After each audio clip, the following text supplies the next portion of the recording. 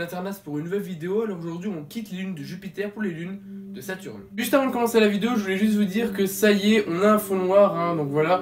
Donc du coup ça fait super plaisir parce que bon, tourner devant un mur vert, ça va 5 minutes, donc voilà. Donc je voulais juste remercier dans cette vidéo Esteban de nous avoir passé le fond noir. On a aussi également un fond vert et un fond blanc. Mais bon, pour l'instant on n'a pas encore de logiciel de montage, donc du coup enfin pas de logiciel de montage, du moins pour les fonds verts, donc voilà.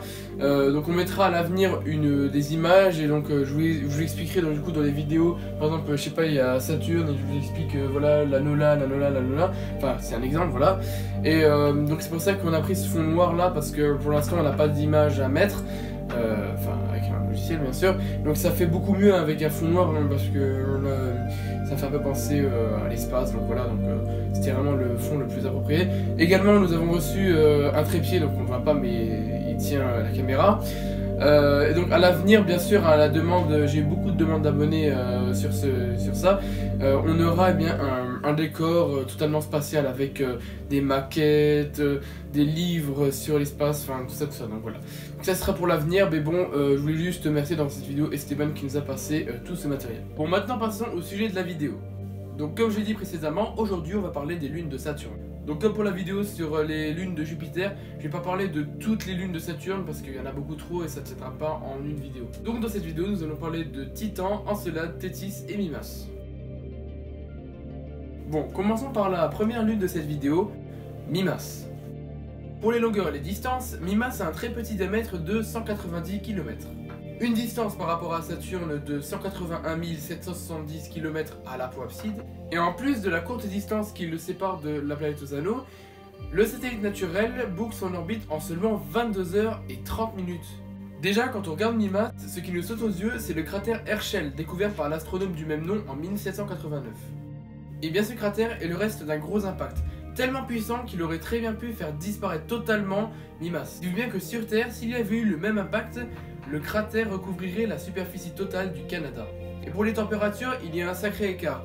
Les plus chaudes sont de l'ordre de 180 degrés et les plus froides avoisinent les moins 200 degrés. Et analogiquement à la Lune, Mimas a une vitesse de rotation égale à sa vitesse de révolution autour de Saturne. Par conséquent, elle monte toujours la même face à la géante gazeuse. Maintenant, parlons de la Lune Thétis. Elle a un diamètre de 400 km et une distance avec Saturne de 294 589 km au périapside.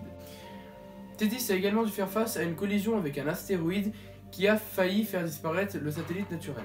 Cet impact a créé un énorme cratère à sa surface nommé le cratère Odyssée, qui représente les 2/5 de la surface de cette lune. Il existe également sur la surface de Thétis une immense vallée nommée Ithaca Casma. Bon, ok pour la prononciation. Celle-ci mesure 2000 km de long et 100 km de large. Et l'on pense que celle-ci se serait formée lorsqu'il y avait de l'eau à l'intérieur de Thétis. A l'époque, cette eau connaissait un phénomène de solidification. C'est donc pour cela qu'aujourd'hui Thétis est dépourvue d'eau.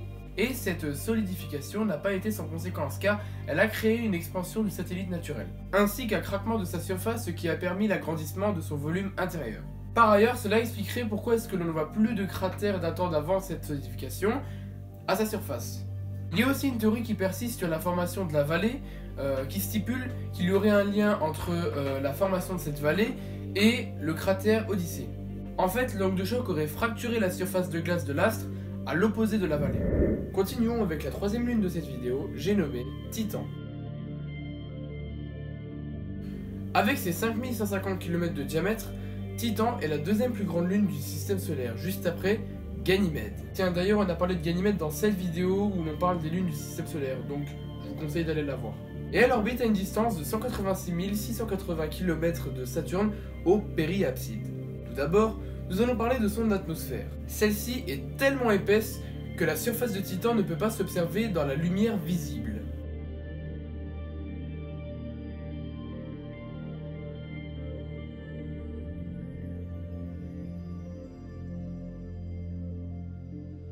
Pour vous rendre compte de l'épaisseur, la densité de l'atmosphère de cette lune est égale à 5 fois celle de notre Terre.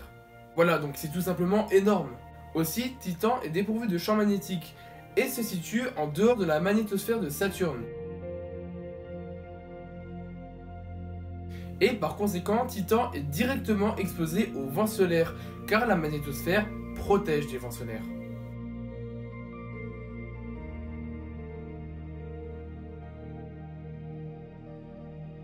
Bon, on peut également citer l'exploration de Titan par la sonde Cassini, mais j'en parlerai dans une vidéo plus tard entièrement dédiée à la sonde. Mais le plus impressionnant sur Titan, ce sont quand même les pluies. Celles-ci ont la particularité d'être constituées non pas d'eau, mais de méthane à l'état liquide. Bon, dit comme ça, cela peut paraître impossible, mais ce sont les conditions atmosphériques sur Titan, bien différentes de celles de la Terre, qui font ça. Et oui, car sur Terre, on connaît le méthane à l'état gazeux et non à l'état liquide. On observe donc à la surface de Titan de multiples lacs de méthane. Toutefois, Titan possède au niveau d'une couche inférieure de l'eau. Donc, qui sait, une forme de vie sur Titan? Bon, maintenant on a fini avec Titan, passons à Encelade. Son diamètre est de 504 km et elle orbite autour de Saturne à une distance de 236 830 km au périapside. Alors les rayures bleues que vous voyez sur cette photo sont nommées les rayures du tigre et elles proviendraient des réservoirs souterrains d'eau liquide sous pression. Cette eau s'échapperait par des bouches de sortie qui ont percé la croûte d'Encelade à ce lieu et cela donne ce genre de rayures bleues très belles. Et bon, pourquoi est-ce que l'eau d'Encelade ne gèle pas? C'est vrai, la température moyenne d'Encelade est de moins 200 degrés. Non, en fait cela est lié à l'orbite de ce satellite naturel qui va créer des forces de marée, ce qui va mener à des déformations puis à des frictions de la croûte d'Encelade. Et comme la friction génère de la chaleur, cette eau ne gèle pas. Mais qu'est-ce qu'une force de marée? En fait, la force de marée est une force, comme son nom l'indique, qui est une conséquence de l'attraction gravitationnelle. Donc cela rejoint très bien ce que l'on a dit précédemment, que l'attraction gravitationnelle que reçoit Encelade génère des forces de marée. Maintenant passons au paysage d'Encelade. Celui-ci est très riche et varié. On a des cratères, des plaines lisses, des figures linéaires et des corniches. De plus, ce satellite naturel est très âgé, il sera âgé de moins de 100 millions d'années. On peut donc en déduire qu'Encelade possédait une activité volcanique il n'y a encore pas très longtemps, ou même que son volcanisme est encore actif. Bon, maintenant vous savez que les lunes de Saturne sont très différentes, aussi bien dans le niveau de taille que dans le niveau de paysage, et que certaines d'entre elles ont des conditions météorologiques très extrêmes.